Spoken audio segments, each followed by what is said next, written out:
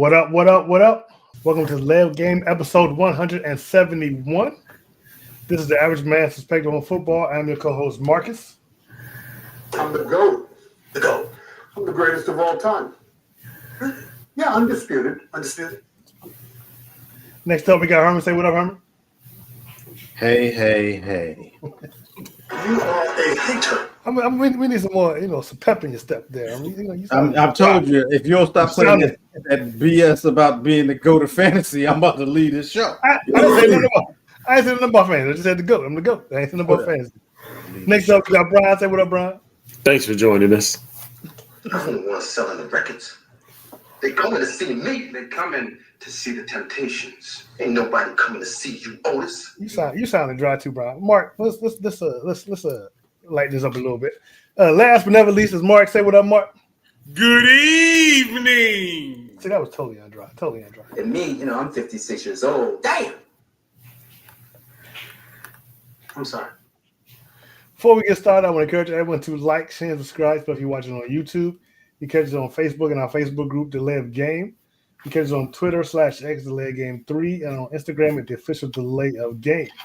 You can also catch us on the Big Blue Crew Sports Network. We broadcast there simultaneously. Same time we're broadcasting here. Going over there and check them out. They do boxing, football, MMA, basketball. They do it all over there. So that's the Big Blue Crew Sports Network. I believe Brian is hosting tonight. So go ahead and start us off, Brian. Thanks, everybody, for joining us. It's playoff time. We're all excited. You don't sound excited, Brian. Next round of the playoffs. We'll get into that. We'll get into some hot topics, and then we'll predict the next round of the playoffs. First, we're going to start off with our news stories, and I will pass it back to you, Mr. Helms. Thank you. The Lions-Commanders Divisional Round game has become the most expensive game in NFL history and beats Super Bowl ticket prices ahead of the playoff showdown. It was revealed on TickPick that the average purchase price for the game is $981, making it the most expensive game in the site's history, excluding Super Bowls. The lowest game in price for the Detroit Washington game is reaching close to $460 on Vivid Seats. The cheapest tickets on other sites include SeatGeek priced at $531, ticket price at $588, and StubHub at $600. The most expensive seat can be found on Vivid Seats, where fans can purchase a lower level 128 seat for $6,105 per ticket. The next most expensive ticket, which is on the 50-yard line, can be bought on StubHub.com, and they give a price for that. Yep, that's it. Yeah, I've been watching it from home. Jesus. They just happy. They act like they didn't do this last year. Did they host Did they host a conference game, championship game last year? They did. No, the Niners. They went to the Niners. But they hosted a division game last year, right? Oh, did they win the division last year? They did. They did. Mm-hmm. But remember, they were they weren't. I can't remember the seating, but this is like history in the making for them. So. But that's crazy, them ticket prices. That's just crazy. That's a lot. All right, Herman, what is your news story for today? All right, so this is a follow-up to a news story I actually did a couple weeks ago. So the city of Cleveland has now filed a lawsuit to stop the Browns from leaving their lakefront stadium and building a domed stadium in suburban Brook Park. The suit filed Tuesday in Sumter County, Ohio, Cuyahoga. Cuyahoga. Oh, okay. Seeks to invoke the Modell Law to stop the Browns from moving. The state law says any professional sports owner who uses a tax-supported facility for home games and gets funding from the state or political subdivision can't leave unless it gets permission to play elsewhere or gives 6 months' notice. In October, the Browns announced they informed the city of their intentions to build a $2.4 billion state-of-the-art stadium and entertainment complex in Brook Park, which is in the same county but 15 miles south of Cleveland, when their stadium lease when the city expires at the end of 2028 NFL season. Browns owners Dee and Jim Haslam have been seeking a 50-50 private/public partnership for the construction of the stadium. The Haslams said in a statement that the intended move was the result of trying to, quote, find the optimal long-term solution for our stadium. The Browns also filed a lawsuit in October seeking clarification on the Modell law. The state law, which was passed in 1996, was used in 2019 to prevent the Columbus Crew of Major League Soccer from leaving for Texas. The team stayed and was bought by the Haslams, who are also part owners of the Milwaukee Bucks. So it seems like the Browns are doing what they're supposed to do because they're not talking about moving for until the end of their lease. Their stuff is up, yeah. Right, which is 3 years from now. I don't know. This is weird, but hey, keep an eye on it. All right, I'll take the next news story. The NFL on Wednesday announced the Colts have been designated as the home team for the league's first regular season game in Berlin, which will take place during the 2025 season. This will be the first time the Colts will host a regular season home game abroad as part of the NFL International Series. The game will be played at Berlin's Olympic Stadium, and the game date, kickoff time, and opponent will be announced later this year. The NFL is making history in Berlin, and the Colts are proud to be part of this landmark event in one of the world's most historic cities, Colts owner and CEO Jim Irsay said. The NFL has become a global brand, and we're looking forward to growing the American football in Germany and expanding Colts Nation footprint all around the world. This game also provides a unique opportunity for our local Indiana partners to engage with German businesses, customers, and fans this season and in the future. So, good luck to the Colts in Germany. This is more reason they want to build and put a championship over in Europe. Yeah. Okay. Mark, go ahead and read your story. My story, and matter of fact, I was going to steal that story at one time, Brian, but nevertheless, you put it in before I did. The Titans are continuing their search for new general manager this week. Tennessee announced on Wednesday that the club has completed an in-person interview with Chiefs assistant GM Mike Baganzi. Baganzi has been with the Kansas City Chiefs since 2009, working his way up administrative and college scouting to assist GM. He was promoted to his current role in 2021 after serving as director of football operations from 2018 to 2020. He is also a pro scout assistant director of pro scouting and director of player personnel for the Chiefs. So, sounded to me they're trying to steal some of the Chiefs' mojo and bring it to Tennessee. That's what it sounds like. That's just how it goes in the NFL, boy. You try to get the best of the best. Exactly. All right, so everybody's news story was good, but Marcus's. You are a hater. Yeah. You are a hater. It was pretty lame. So next week we're going. Hey, Sean, you're right. That dude is gonna get drunk, but I think he's When is he not drunk? I mean, isn't he like on the bandwagon or something? I think He might be. I know he ain't on them pain pills no Look, more. NFL mandated. Yeah.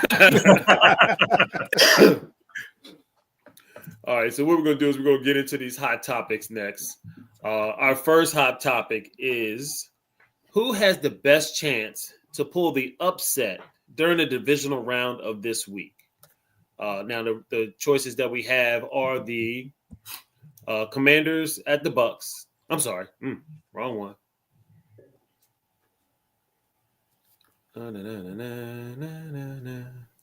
Texans at the Chiefs, Ravens at the Bills, Commanders at the Lions, and the Rams at the Eagles. Mr. Parker, who do you think is going to pull the upset? Who has a good chance? I remember the Ravens are right now they're favored to win. I was going to say, were the Ravens underdogs? I didn't think they were underdogs. No, they're favored to win right now at this moment. Yeah, I'm gonna stay away from that particular game anyway. I'd say Commanders, Lions, Rams, Eagles, Ravens. I'm gonna choose. I don't think Houston, Texas is too afraid of Kansas City. I think that's the game that I'll probably mark as being the upset. You think Houston can beat Kansas City? I think Houston can beat Kansas City if they play their way. They're capable of playing. The defense has to be attacking, and don't give Kansas City those breaks. You stay on them. You keep the foot on their necks. Yeah, I think the Texans can take them out of all the games. I'll be going with the Texans as far as taking on Kansas City. The Ravens game, man. I mean, that's a tough one. Eagles, depending on which Eagles team come to play for the Rams. I'm not even gonna comment on the Commanders right now, but I'm taking it. I'm taking the Tennessee. The Houston Texans and the Chiefs upsetting the Chiefs. I'll take that one. Okay. Speaking of the Commanders, we'll let our resident Commanders fan go next. Only when they're winning Commanders fan. Whatever, don't be a hater. Of course, I'm choosing my Commanders. Jaden Daniels and the Commanders are the cardiac Commanders. They wait to the very last minute to win every game. Walk off touchdowns, field goals, everything. Detroit's defense has been suspect all season, and last game we played against the Bucks, no punts, no punts, no turnovers, nothing. So I believe we're gonna take that magic into Detroit. We're gonna walk down there, and we're gonna beat them. Same way we do every game this year. Last play of the game. And it's gonna be a high score, but it's gonna be us. We're gonna be the upset for the division round. Okay.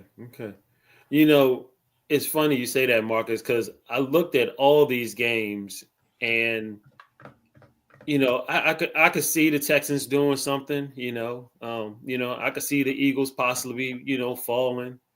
I can definitely see, the Ravens taking the Bills.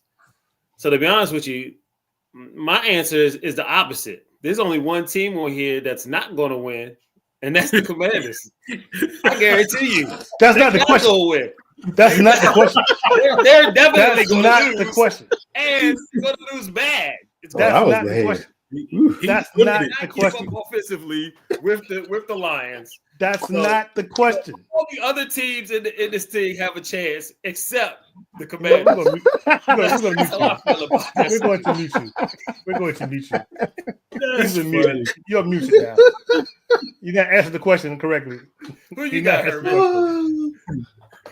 Oh, that's hilarious. Because it's funny because he put this topic in just so we could talk about his Commanders. Okay. Actually, no, that's not why I put the topic. Yeah, it is why you put it in, but it's okay. It's fine. A lot of people are picking the Texans.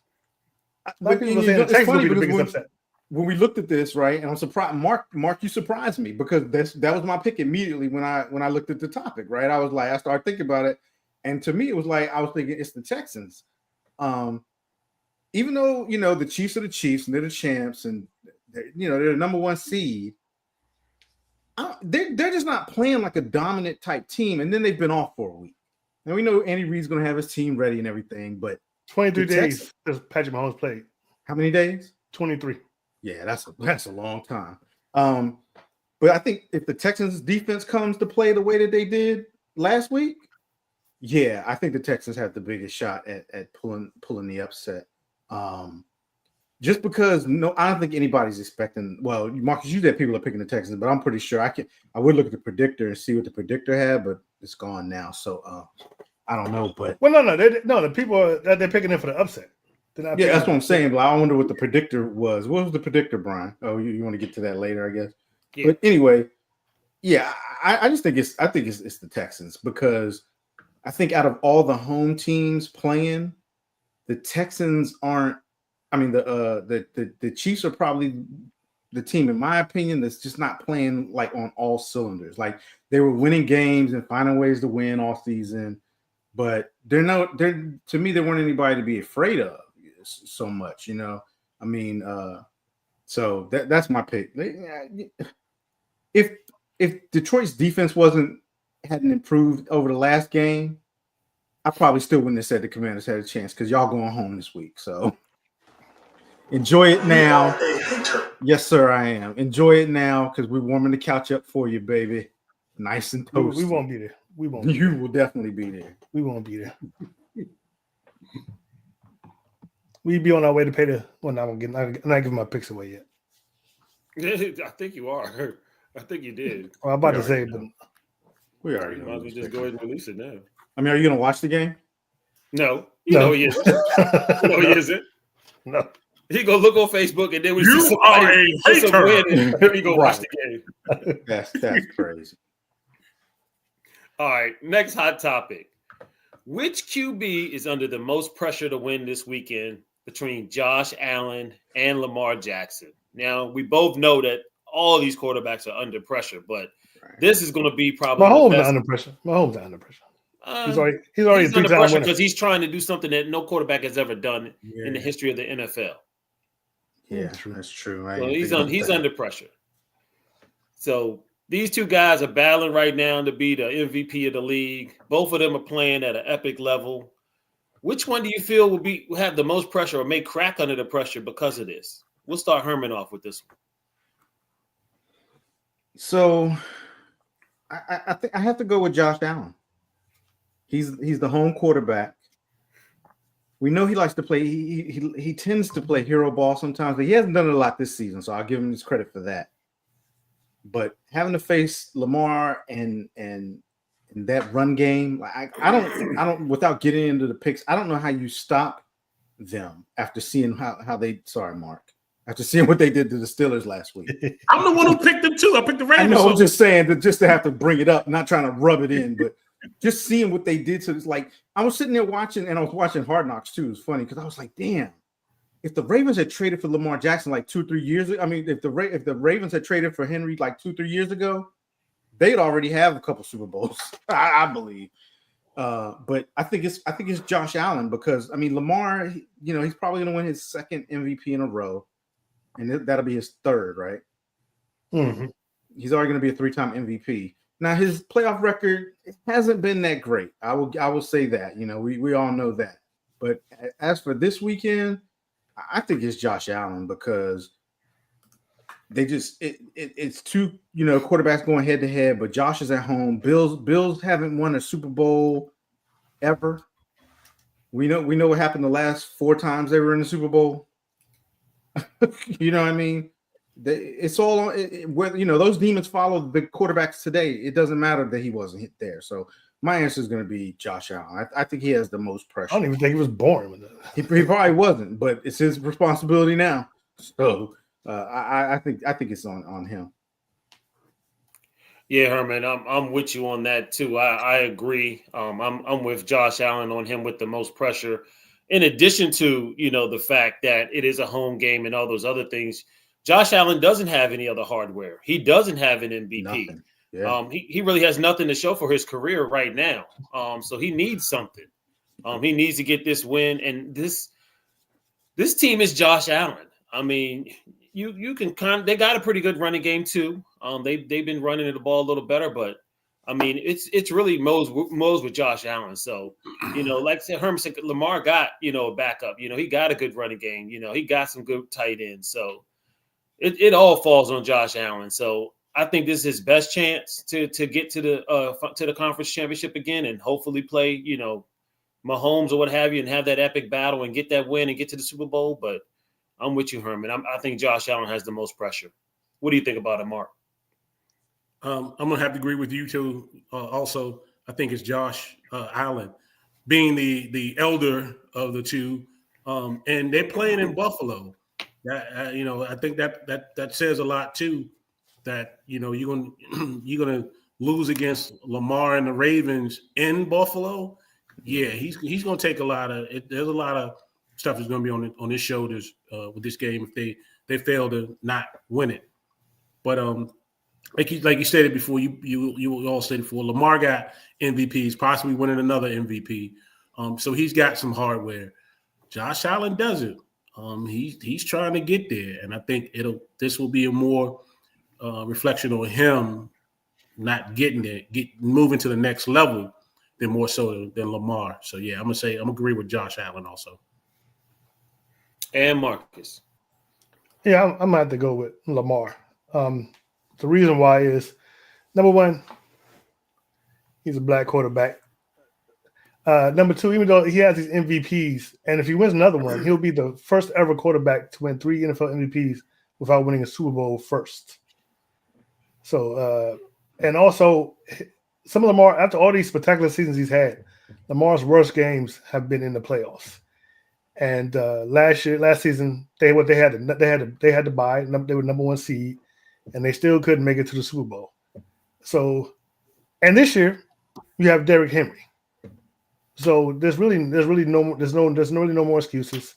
You're passing. I think this is the second best passing season. I think the first MVP season was the best passing season. He had his second best passing season this season. He has Derrick Henry running the ball. They can do many things on offense between the two of them to keep Buffalo's defense on their heels.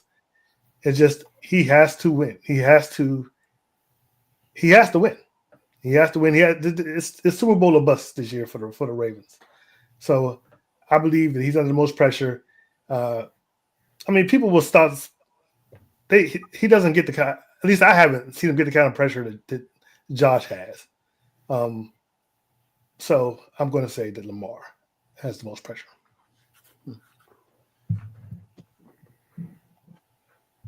All right, we got everybody right. Yep. Yeah. All right, good job. All right, next and final hot topic. Did Sam Darnold, Herman's MVP, cost himself a lucrative contract after playing poorly the last 2 games? So basically the last 2 Minnesota games, one was for the division, the other one was in the playoffs. He played awful in both games.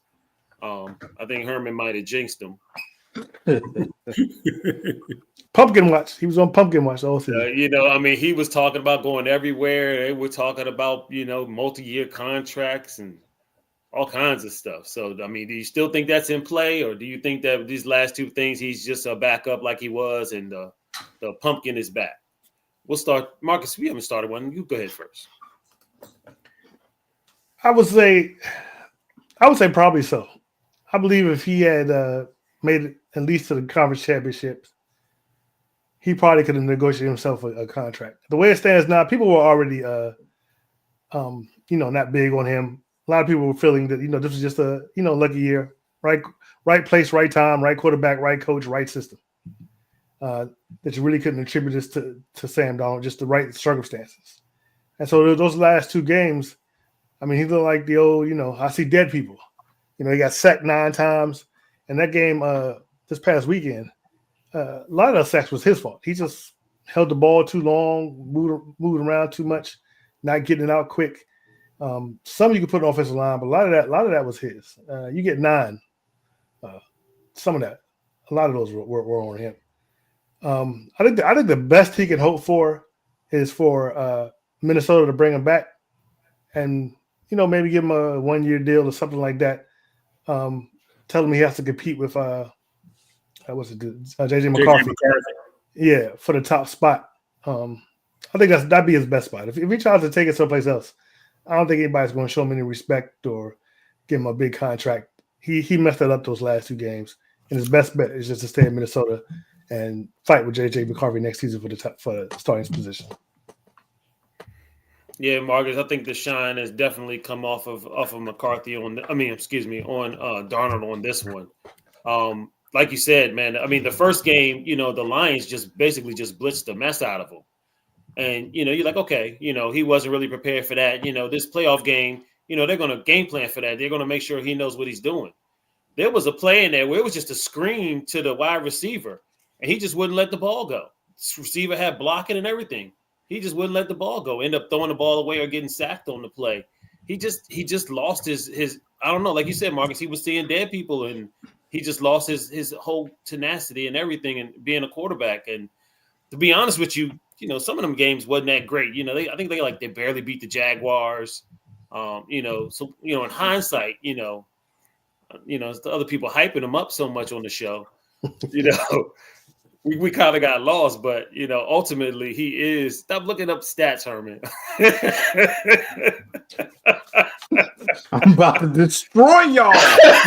Okay, looking up these stats, but yeah, man, he basically went back to reverted to his old self, and until he can prove that he can handle the blitz, I think anytime he gets a starting job, teams are just going to send the house out.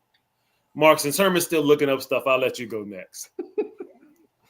Yeah, I definitely think he messed up. He messed up his money bag. He struggled with pressure. That was a key thing. In the game, man, I think it was like 3rd and 8, and he took this sack, and it forced him out of field goal range. They couldn't get the field goal because of that. It's just too many, just holding the ball too long, negative plays.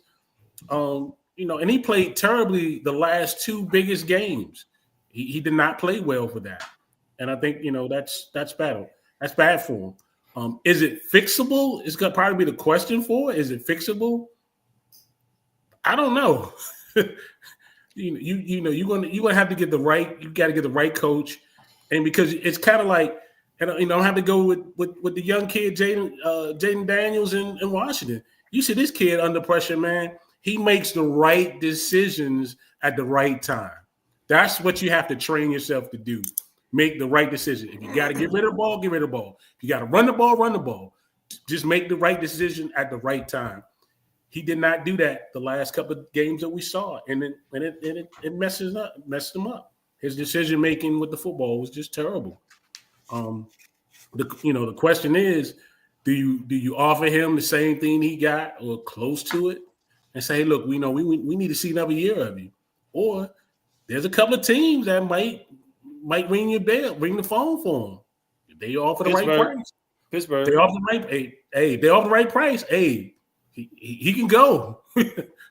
I got Daniel. I got what's his name, Daniel Jones, and I got the young kid here. So with the right price, hey, he's yours. You take him. Hey, if you gonna start Daniel Jones, you might as well just keep Sam Darnold. Well, no, I'm just saying because you have a mentor, veteran quarterback for him for JJ McCarthy. Right, that's what I'm talking about. Not necessarily starting them, but just have a veteran under there, that played before, played in the league before, that can help coach him up. But he messed that money bag up. All right, Mr. Triplett, the floor is yours. Obviously I'm going to disagree with you guys. At first, when I saw this topic, I was going to let Sam have it, but then I had to start thinking about some things, look at some stats. Y'all are basing this off of 2 games, and that's not how GMs not work. Just two games, the two most important games of the year. You're basing off his New York Jets career in those last. You're basing it off of 2 games. No, New York Jets career. Let's look at the Jaguar game. Nope, my turn to talk. Okay. Excuse me. Okay. Go ahead. Now, let me read off. I'm just going to throw a few stats at y'all, okay? Sam Darnold was 5th in yards this season. Sam Darnold was 6th in QBR this season. And Sam Darnold was 5th in touchdowns. Now, granted, the last 2 games, he looked terrible, okay? But you have to take it and look at the whole big picture, okay? You said it yourself, Brian. Detroit came at him with pressure. So did you see the coaching staff do anything to prepare for that against the Rams? Yes. What did they do? He was trying to do a lot of quick screens and quick passes. See that. And Darnold wouldn't let the ball go. No, because the receivers weren't open. Also, Minnesota you don't get sacked 9 times. You don't get sacked 9 times in a game. Also, Minnesota's offensive line is depleted. They've got 2 offensive linemen. It is, but you don't get sacked 9 times. All 9 times do if your coaches don't prepare for pressure. So all 9 times was Sam Darnold was innocent in those. I'm gonna say, he might have. I'll give him 3. I'll credit 3, maybe 4 to him. But the point is that Minnesota may not want him back. But you're gonna tell me that after this season, the Giants might not take a look at him. The Raiders might not take a look at him. The Browns might not take a look at him. The Steelers might take a look at him. Who else? The Titans. Did you say the Jets? And the Titans are going to draft number 1 pick. He ain't going back to the Jets. But you still got to bring in a guy. Now, he was never going to get paid money at the top of the QB tier anyway. We know that. They not the top, but they were talking Baker Mayfield money. That's what, $40 million a year? Yeah. I could see him getting about 35. He might have lost $5 million. It would have been an increase. It definitely would have been an increase. Yeah. But I can still see if you could get Sam Darnold for $35 million a year, and he turns out and can do what he did this last season, and then doesn't have those 2 bad games, that's a win-win for any team. So I guess it's how you look at it. With the question is of the he's going to get a multi-year contract from somebody. Now, he may not get Baker Mayfield type money now, but he's only going to be right below it, probably. So that's if they take these 2 games and focus solely on these 2 games. You know, if you look at it as a whole, I mean, he finished 5th in yards, 5th in TDs, 6th in QBR. Who does he have on his squad? Oh yeah, he has good receivers, and he has the best receiver in the game. It doesn't matter though. He doesn't even have to. He just toss it up, and you got a 50-50 shot of him having a big play. But these other teams, some of these other teams are going to have some top tier wide receivers too.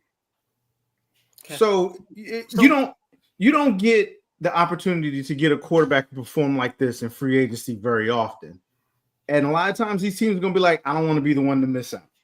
So Cooper Kupp or Sam Darnold? Say what? Huh? You mean Cooper Rush? No, I'm sorry, Cooper Rush. I'm sorry. Sam Darnold. Okay. See, this is why I got this group, Jeremy. You're saying only these 2 games. People aren't just looking at these 2 games. They're looking at his career up until Minnesota, up until this year. I would say they're not going to look at the Jets. They are not going to look at the Jets. So you can scrap that. And when they were talking about paying him, they were really only focusing on this year. Yes, and that's what they're going to focus on because you got 2. But I'm saying, okay, but that his past performance hurt him though. Because come on, listen, we've seen quarterbacks come in, backup quarterbacks come in, and they leave a team. They do real good that year, leave a team, and they get paid by another team. That's what happened before Russ got to Seattle. I forgot who that guy's name was. They traded for Russ. No, he's talking about quarterback before Russ. Before in Seattle. When Russ first got to Seattle. When somebody else was supposed to start. Hazlitt? No. They got the guy came from Atlanta or something.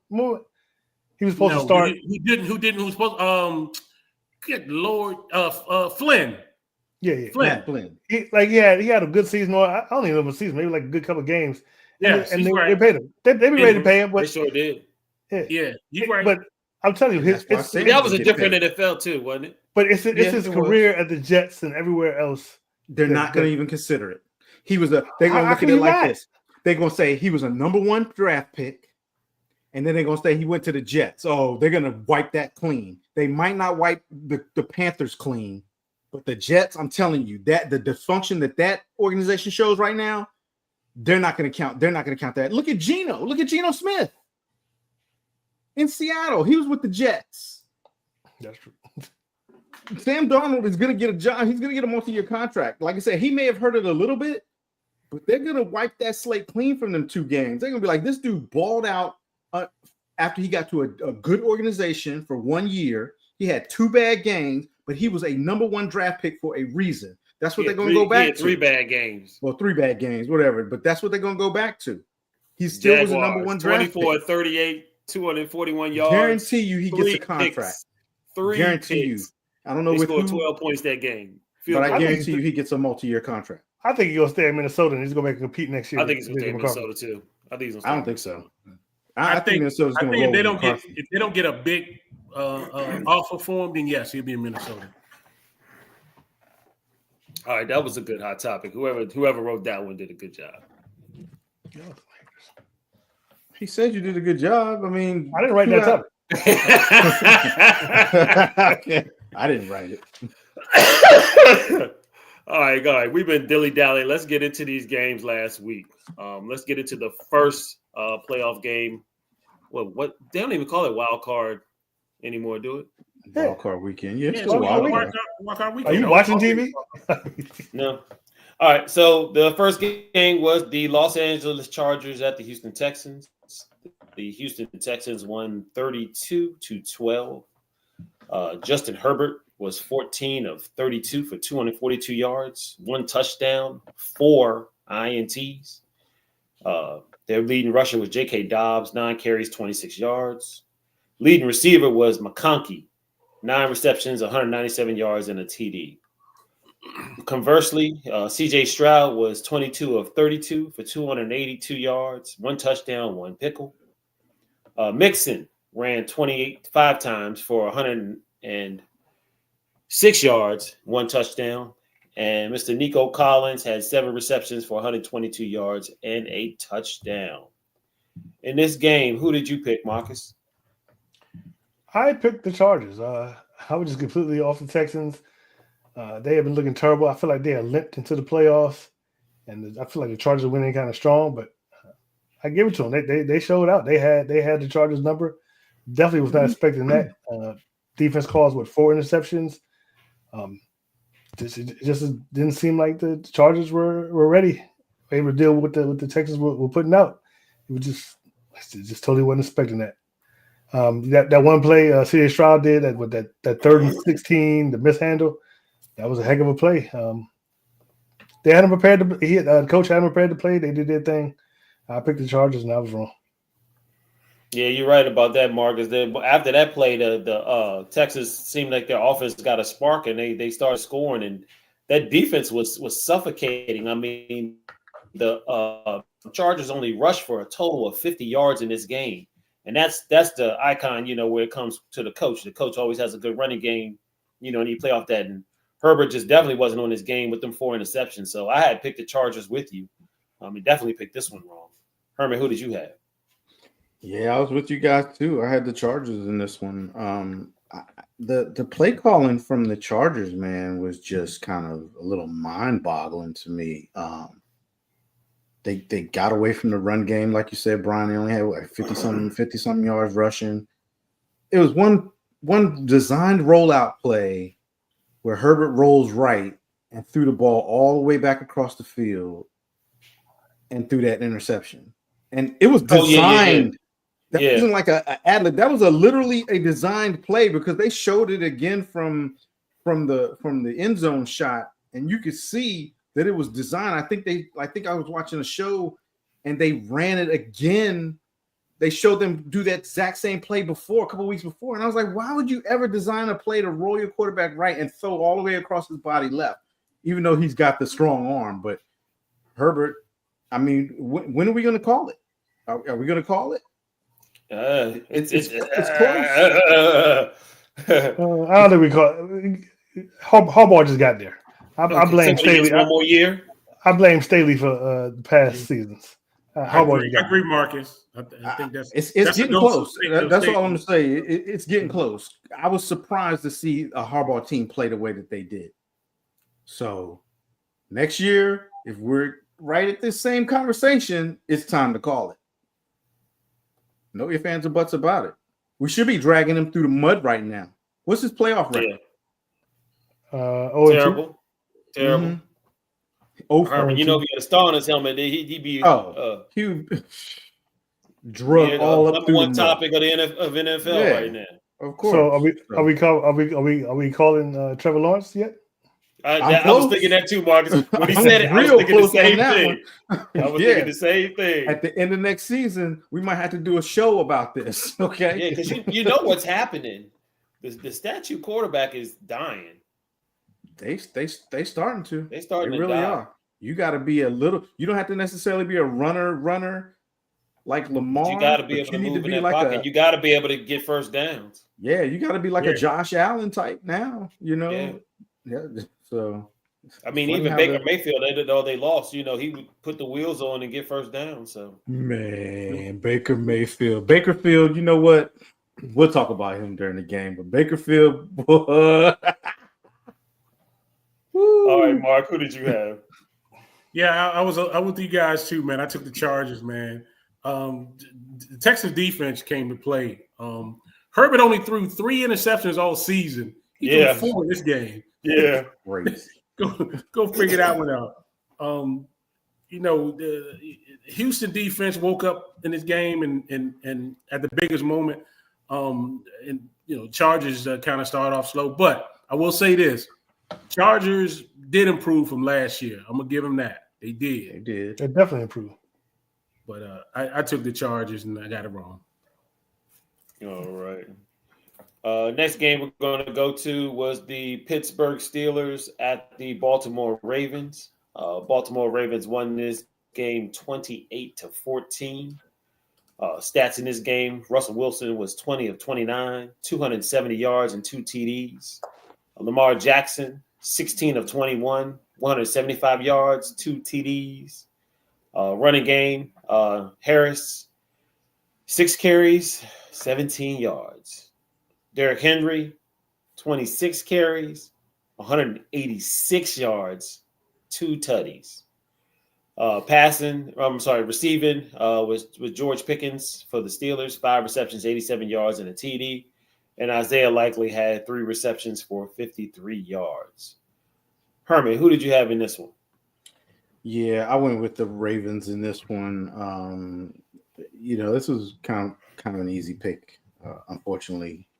That run game, man. You can't win a game giving up 160 or 186 on the ground, especially in the NFL in the playoffs. So I went with the Ravens. I'm gonna say this about the Steelers because we had this conversation about should the Steelers move on from Mike Tomlin. I don't think that they should, but I think that Mike Tomlin needs to get some coordinators and that are more aligned with him, I should say.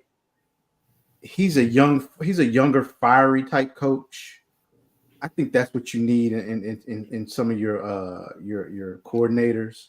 He's not that young anymore. I'm not young. Well, he's not. He's younger. He's been there 18 years. He's a different type. He's a younger minded coach. How about that then? Since y'all want to get technical, I don't know about that either. I think he needs to get some new coordinators. I really think. There we go. What? Yeah, young coordinator is what you were saying. Oh yeah. Hey, Marcus, we do need to be quiet because he's only 52. Yeah, so he's young. Exactly. But that's the Steelers game plan. It wasn't going nowhere. They need new coordinators. They need a new offensive coordinator. They need to scrap their offense. Really, they really do. And they need another wide receiver. Steelers, you want to fix y'all problem? Go get T. Higgins this offseason. Get you an offensive coordinator. Problem solved. Well, I don't know about Russell Wilson. I don't know about Russell Wilson. Yeah, your defense, but your offense will put enough pressure on the other team. Your defense would play a lot better. But the defense ain't been the problem. To me, they haven't. I think it's been this game, but Baltimore's been doing this to everybody. Right. That's why I say I think that. You take Pickens out of the game, or if Pickens has a bad game, I'm not scared of y'all's offense.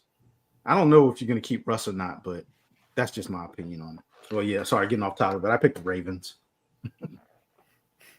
Marcus, who did you have? Yeah, I also picked the Ravens. Just the Steelers limped into the playoffs. They lost like 4 in a row. They just didn't look like a threat at all, and I think this game showed it. We just talked about what should happen. It's hard to say, but you're right. I think there's definitely some new coordinators in there. But this year, the Ravens were just that good.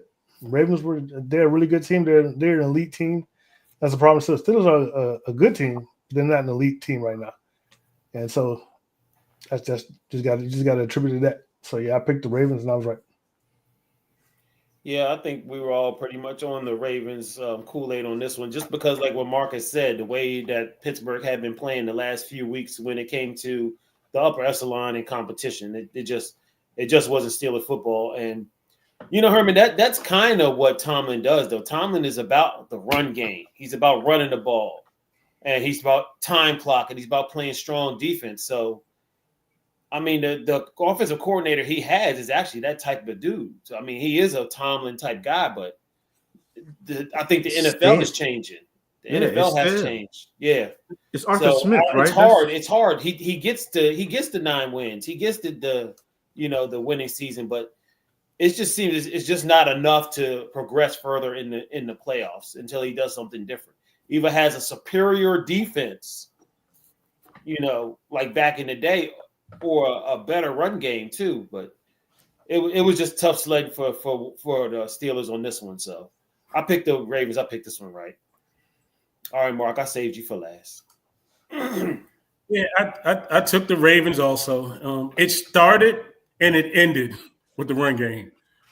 Hey, the Steelers defense was tired of running into Derrick Henry. Let me just tell you that. Steelers lost. This is their sixth straight postseason loss, straight. In the first round. In the first round. It's not. It's not just one thing, man. It's not. It's a combination of stuff. And I don't think getting rid of Tomlin is going to be the answer. I think Tomlin is fine. I think you let one defense coordinator go that you should have kept, and that was Flores. I think we should have kept Flores in the house. But didn't Flores leave for Miami? Y'all let him go? Flores left and went to Minnesota as a defense coordinator. Yeah, so he came to y'all. Oh yeah, he came to y'all. He left Miami and went to Pittsburgh. He was a linebacker assistant coach with us when he was here. Oh, okay. When he came from Miami. Yeah. Okay. Yeah. I was going to say I knew he wasn't your D. I didn't think he was your D coordinator. Yeah. He got promoted to D coordinator when we went to Minnesota. But I think we should have kept him in house. I really think. Yeah, you probably. I think just like he said, I think he's young-minded as far as the defense. That's just me. But I think it's just like I said, it's just a combination. But last thing we'll say about it, the Ravens did to us what we did when we had Jerome Bettis. We ran the ball until it wore you out, until it was you just gave up, and that's what they did to us. All right. Next game we're going to talk about is the Denver Broncos at the Buffalo Bills. Buffalo Bills dominated 31-7. Started off good. Bo Nix had 13 to 22. I'm sorry. Bo Callahan. I'm sorry. Okay. Let's get that right. 13 to 22, 144 yards and a touchdown, which I think most of those stats was on that first drive. Yeah. Yeah. He also was the leading rusher, 4 carries for 43 yards. Leading receiver was Sutton, 5 receptions, 78 yards. Conversely, Josh Allen, 20 of 26, 272 yards, 2 touchdowns. Cook ran the ball well, 23 carries, 120 yards in a TD. And Curtis Samuel, Marcus, that man sounds familiar, doesn't it? It does. 3 receptions, 68 yards, and a touchdown. So I'll go first on this one. I did pick Buffalo. I was a little nervous when the Broncos went down the field on that first drive, looked so easy. I said, "Uh-oh." I said Buffalo might not pull this one out, but really that was it. After that, this game kind of got boring pretty quick. But I had Buffalo. They keep on moving. Josh Allen MVP. Marcus, who did you have? Yeah, I picked Buffalo. I think Denver was number 7. I'm damn sure we're gonna pick number 7 against Buffalo. Buffalo's they've been dominating all season long pretty much.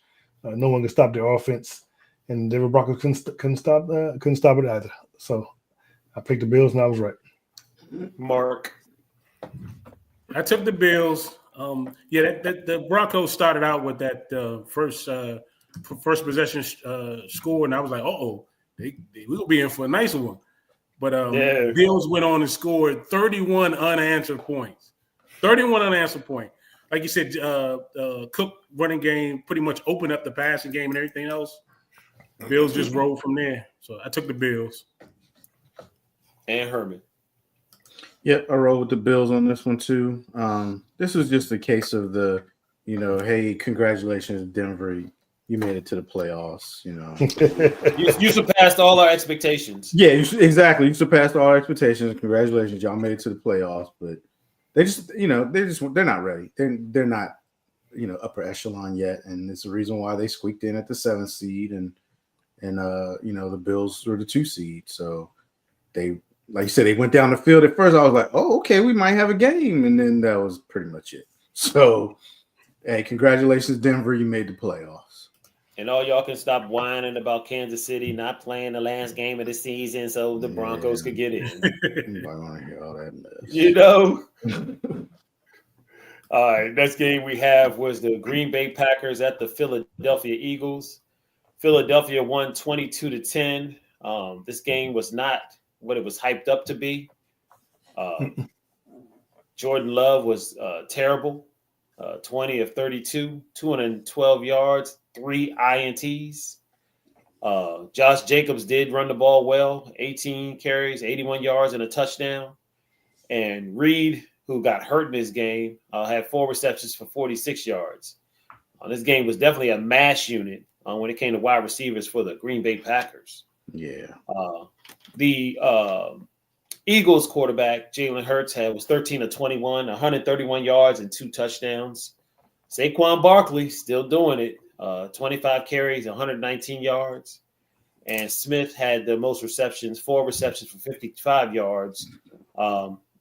This was the game where they caught, what's his name on the sidelines, reading a book. A.J. Brown. A.J. Brown. He only caught like 1 ball in this game. So I guess he had to read the book to calm himself down because he has been known to be aggressive. Who did you pick in this game, Mark? Hey, I took the Eagles in this one, man. But I will say this about A.J. Brown. He threw one nice block that sprung guarded in for the touchdown. So he did block well. I will give him that one. But yeah, Jalen Hurts been out a month now? It was a while. Well, he kind of had a slow start. Philly defense made up for that. And Saquon. Man, you want to talk about man. He had that breakaway touchdown to go for that last score. He just slid down. That's so professional. I mean, hands down, man. Did you hear why he did it? Yeah, he explained why he did it. Yeah. No, why did he do it? Why did he do it?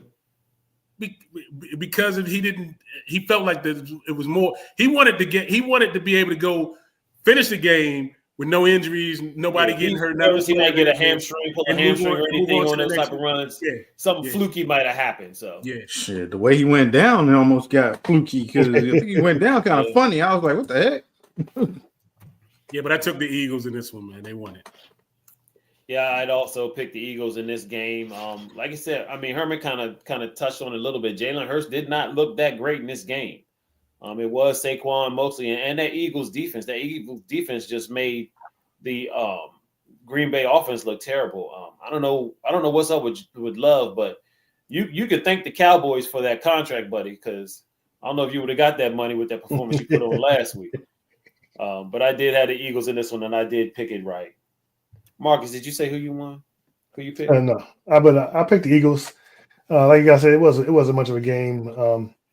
Jalen Hurts is going to play a lot better though. They want to get to the Super Bowl. But yeah, the Green Pack, like another game, a number 7 team went into the playoffs, and they got beat very badly. Jordan Love did not look good at all, so I picked the Eagles. Herman, you went? No. Woke up? Yeah, I picked the Eagles in this one too. I'm not gonna dog Jalen Love. Jordan Love. Wow, because like you said, Brian, his wide receivers was a walking mash unit. Like he had nobody out there. Yeah. So that is true. And then they didn't lean heavier on the run. I mean, Josh Jacobs had 81 yards, but I mean he only had 18 carries. And looking at the game, I mean, I guess it did get a little out of hand, but you had no wide receivers, man. I can't fault him on that. So I mean, CJ Stroud won a game with no wide receivers. He won a playoff game with no but his defense stepped up big time. CJ Stroud. Who wasn't his wide receiver? He lost his top 2 wide receivers. So. But he has a number 1 wide receiver who had a great game. Who? Yeah, but their defense is what really got them over. Yeah, Collins just happened to step up though. Like their defense. Collins has been stepping up all year long. Because he lost his other 2 top wide receivers. No, Collins was one of the 2 top receivers that got hurt. He just came back. Diggs and you forgot Diggs and Dell. Tank Dell. But and Collins Diggs. was one of them, and Tank Dell. I got you. But Collins was one of the better receivers too. Yeah, but he still lost 2 out of his 3 receivers. Like Jordan Love lost all of his basically. So, but like Mark said, their defense got them over the hump. The Texans did. But I picked the Eagles. But the Eagles play like this with the Rams coming in. They going home. Might be Eagles, and we might have to make a lot of room on the sofa this week. we tired of sitting with the Giants. Yeah. All right. Do we really need to talk about this next game? Yes, we do. Let's go to the Vikings-Rams game. No, sir. We're not going to the Vikings Rams. We're not. All right. No. So there was another game. He didn't even watch it. I watched it. He went back and watched this one. I watched it. Washington Commanders at the Tampa Bay Bucks. The Commanders pulled it out 23-20. Stored stats for Jaden Daniels: 24 out of 35, 266 yards, 268 yards, 2 touchdowns. He also led Washington in rushing, 13 carries for 36 yards. Terry McLaurin lit up the wide receiver stats, 7 receptions, 89 yards, and a touchdown. Bakerfield, my apologies. 15 out of 18, 185 yards, 2 touchdowns. Irvin ran the ball 17 times for 77 yards. And old Mike Evans, 7 receptions, 92 yards, and a touchdown. In this game, I did pick the Buccaneers. Do got to give credit. Do got to give credit to the Commanders and Jaden Daniels. The spotlight was not too big for him. The defense actually made some plays. They deserved to win this game. They actually outplayed the Bucs in this one. I was a little disappointed in Baker, but Baker was trying out there. Good game for Commanders. It was a good season, and we'll see you on the couch next week. Herman, who'd you have? Yeah, I was with you, Brian. I picked the Bucs on this one, and it really wasn't no hate because I've been giving Jaden. See, that's a lie because I've been giving Jaden Daniels his credit all season long. Honestly, you have. You've been giving some props for it. As hard as it's been, and I'm going to give him his credit. He is very poised under pressure. The 2 things I saw in the game: Bakerfield trucked Bobby Wagner. that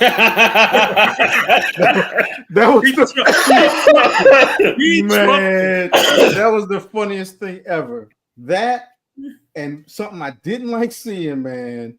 Did you see how far Jaden Daniels flew out of bounds when he took that hit? On the sideline, yeah. That dude flew about 5 yards, man. I was like, oh my God, I never seen a quarterback like launch like that. He was launched. And you can tell that dude pulled up. He didn't hit him. Exactly, Marcus. He pulled up. So, props to the Commanders. I give y'all props, man. Y'all might want to get a new kicker though, for real. That dude. He had me so nervous. I think, come on, man. What did you do? Now, I don't know if Daniels is being reckless or what, but he got to start sliding, and I need to see him stop running so much. He only weighed about $115, and that hit he took on the sideline. Sending him but Herman, they are calling a lot of quarterback runs. I know, and they need to stop. I don't want to look. I keep saying this, and I hate to keep saying it. I'm gonna say it again. The Marcus gonna call me a hater, but whatever. But I've seen this movie before, and we know how it ended. Got the same movie. It's like part 2. No, exactly. We're watching the sequel. They keep watching. Totally different movie. Totally different genre. Totally different. Everybody keep calling these quarterback runs. It's like Rocky 3. And we're going to be watching the exact same thing. I don't want to see that movie again. I already seen it. Part 2, let's see if we can make a change different, okay? But props to the Commanders. They won. I got this one wrong. I picked the Bucs. See y'all next week on the sofa with us. Mark, who did you have? I took the Commanders in this one, man. Commanders won their 5th straight game. Their first win since 2000, playoff game since 2005. Guess who it was against? The Tampa Bay Buccaneers. I think the turning point in this game was 2 things big plays in this one. Jamel Dean got injured. When he got injured, they put his backup in to do Josh Haynes. The Commanders went at him. Terry McLaurin scored in that touchdown drive against him. That was a big turning point in it. And then the fumble, of course. The quick snap that he fumbled. And then, Baker just looked he looked sloppy towards the end of this game. A lot of it, they kind of self-destruct with the sloppiness. But the Commanders pulled it out last minute. Doink, field goal. But we'll see. But I took the Commanders in this one. I think the biggest thing was the turnover. Like the turnover changed the whole game. Yeah. Like even though Baker looked sloppy, I feel like Tampa had the game in hand until that turnover. That was it. Because Washington's defense wasn't really stopping them, So. All right. Next game we're gonna talk about. You ain't get to me. You ain't get to me. Marcus, do you have something to say about this game? Can't hear you. What I got something to say. Damn, I got something to say. Damn, trying to make me mess up. God damn. He trying to play some crap. Marcus, it's 9 o'clock, man. We overdue. Okay.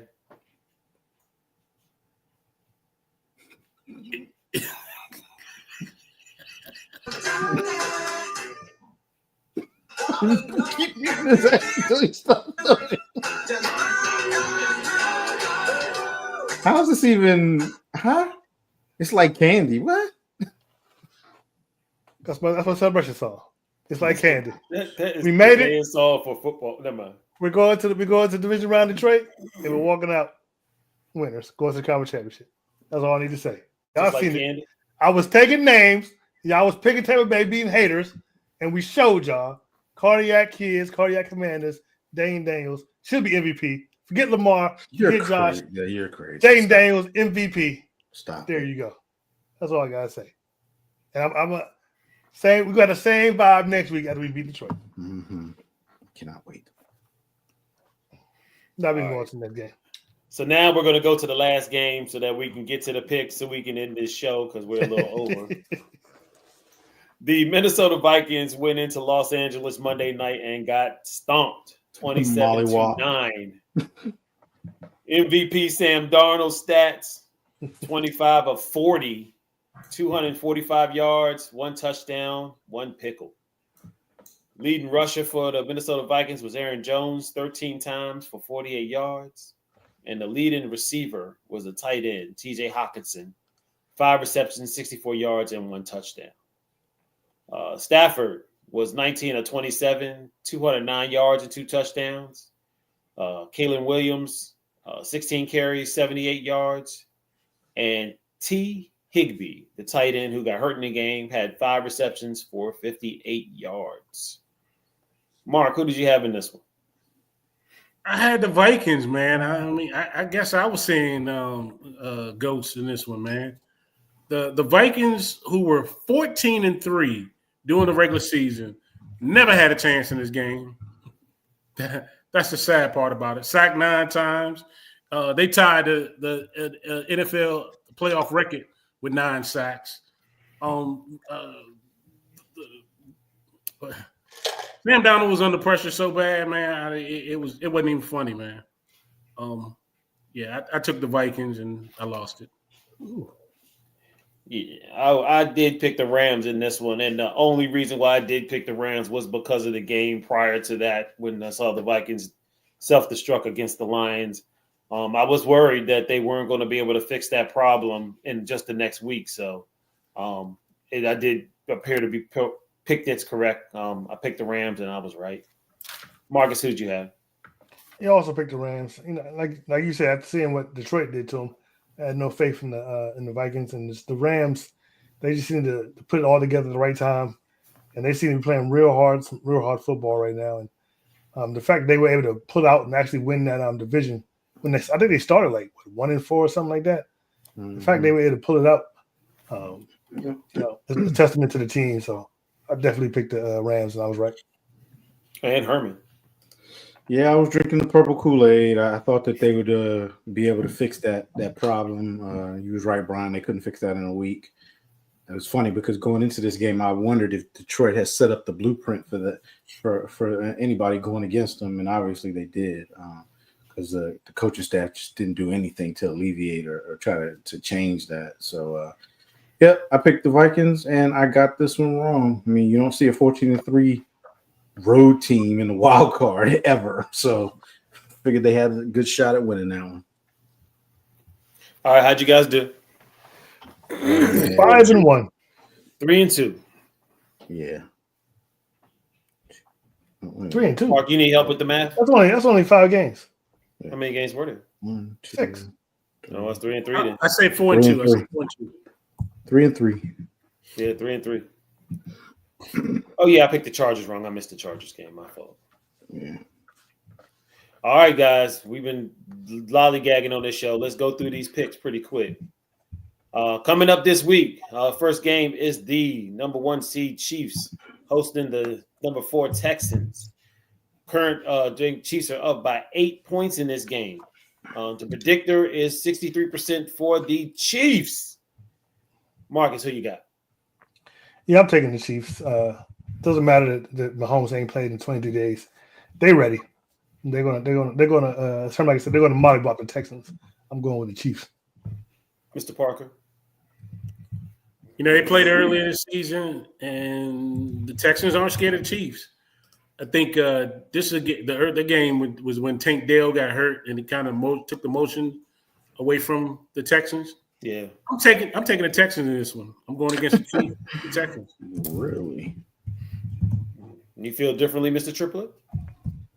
Yeah, I mean, I know I said earlier that the Texans could have the best shot at doing the upset. Mark, you know, you bailed me out last week with the Vikings pick. So this week, I'm definitely not returning the favor. Give me the Chiefs.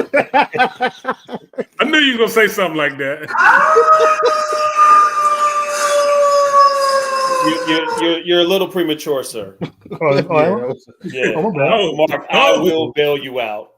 I agree with your analysis. I believe that the Texans, after watching the way they played last week, I think they got a second win. I think that the Chiefs have been playing. Again, I've been saying this all year. I think they played too many games over these last 3 or 4 seasons. I think it's time for that dynasty to die. So I think the Texans have a good chance. I'm going with the Texans. Okay. Next game, we got the number 2 seeded Buffalo Bills are hosting the number 3 seeded Baltimore Ravens. The Bills have. Did you say that line changed? I thought Marcus said the line changed. I thought they were favored. Early today, they were favored. I'm pretty sure they was favored. Well, I did this on yesterday, so it was -1. So we're gonna go with what I have. All right. The predictor is actually split on this one. It's a 50-50 shot. They really ain't picking nobody on this one. But I will go first. I think Josh Allen is going home. I think Baltimore is just too tough. I think that running game, and I just can't see Josh Allen keeping up. So give me Baltimore. Herman, who you got? I'm with you, Brian. I'd already put it on paper. I don't know how you stop the Ravens. I said it before. I don't know how you stop that offense with that run game. Can't try to focus on Henry because Lamar will destroy you. And then I don't know. Are they getting Zay Flowers back this week? He may be. He may be back. I mean, they did all that to Pittsburgh without Zay Flowers, and then you can't just focus on Andrews anymore because now you got Likely.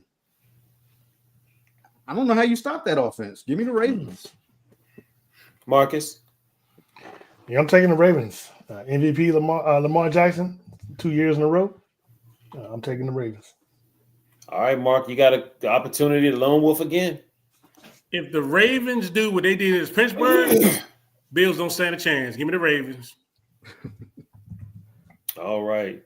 The next game, we have the number 1 seeded Detroit Lions at the number 6 seeded Commandos.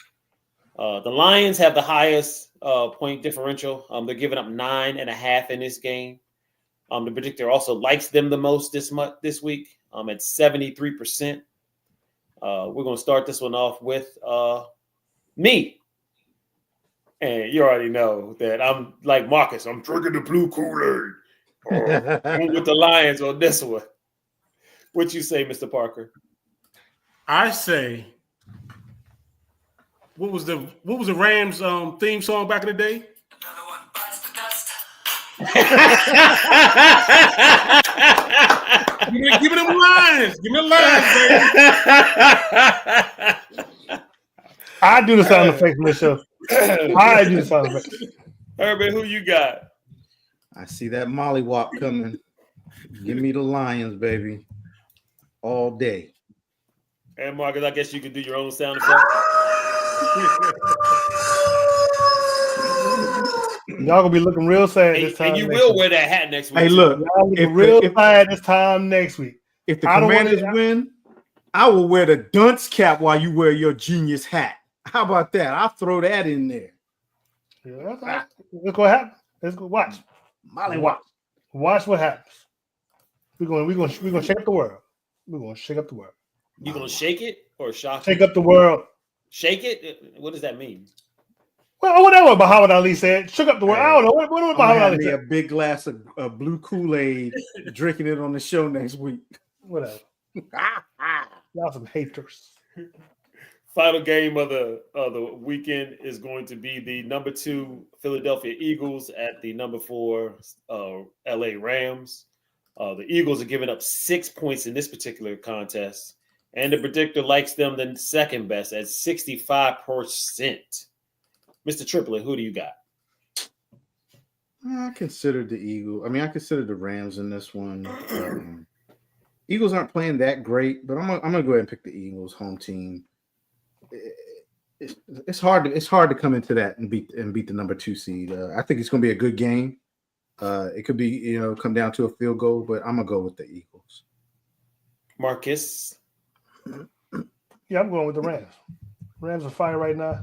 I believe in them. They're gonna come in there and just tear the Eagles up. Won't even be close. I'm going with the Rams. Yeah, the Eagles are one of the better teams in the NFC right now, and when they are on all 4 cylinders, they are very difficult to stop. Just like the Ravens, they have a strong running game, a good quarterback, and they have the number 1 defense in the league right now. So it's hard not to pick them. So I'm going to go with the Eagles.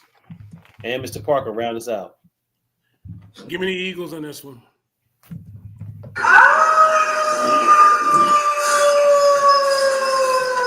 For the record, Marcus, I hope you don't have to wear that dunce hat, Marcus. Well, I'll be wearing a graduation cap for 2 whole segments. Well, I know for one you won't, but for the other one, I hope you do get to wear the hat. All right, fellas, that was a very good, long-winded show. It's obvious y'all missed me last week, so y'all wanted to talk longer this week. But we appreciate everybody keeping an eye and staying in and watching the show with us today. We're going to do our final thoughts, and then Marcus will get us out of here. Anybody got anything particular to say? Marcus shaking his head yes. So. I just want to say to Jerry Jones, you better not hire Deion Sanders as our next head coach. And Herman, I fear, Herman, that your worst nightmare is coming true. If it ain't Deion, it's going to be Kellen Moore. I promise you that. If it's not Deion, it's going to be Kellen Moore. And all Moore. our jokes this season will be for naught. Oh, my goodness. I think I'd rather have Deion at this point. Wow. That would. See, you better stop talking about him. Do y'all know what I'm going to unleash if he's our head coach? And if we're bad, you know what I'm going to unleash on this show? You come on this side. Come on. No, it's not. It never gets that bad. No, I'll just be a very silent Cowboys fan. Very silent. Herman might move back to Maryland because of that shit. No, because at least I'm out here with a bunch of other miserable Cowboys fans. We're all miserable together, so that's I can't move. I can't even imagine what being in Maryland's like right now. These Commanders fans. I'm hearing enough of it. They off the chain. Yeah, I'm hearing enough of it long distance, so I don't even want to see that crap up close. Is this guy eating on the show? Yeah, Marcus, we're about to say goodbye. Is it really that good? Must be. I'm hungry. I guess I'll let you finish chewing, and then you can take us out. Go ahead, take us out, boy. Before we get out of here, I want to encourage everyone to like, share, subscribe. So if you watch on YouTube, you can catch us on Facebook and our Facebook group, Delayed Game. We're on Twitter /X, Delayed Game 3. and on Instagram at the Official Delay Game. You can also catch us over on the Big Blue Crew Sports Network. We broadcast it simultaneously, same time we're broadcasting here. Going over there and check them out. We will see you next week. Same bat time, same bat channel. Peace. We out. Hell. Conference championship. Here we go. Nice.